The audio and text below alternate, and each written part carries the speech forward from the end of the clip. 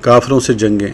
سرور کائنات صلی اللہ علیہ وسلم نے خود 19 جنگیں لڑی ہیں۔ جب آپ جنگ کی تیاری کرتے تو یہ دعا کرتے تھے، اللہم انت عضودی و انت نصیری و بکا اقاتل، اے اللہ تو میری قوت ہے، تو میرا مددگار ہے، اور تیری قوت سے میں کافروں سے جنگ کرتا ہوں۔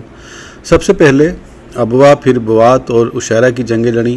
عشیرہ کو اسیرہ بھی کہا جاتا ہے، اگرچہ مشہور عشیرہ ہے۔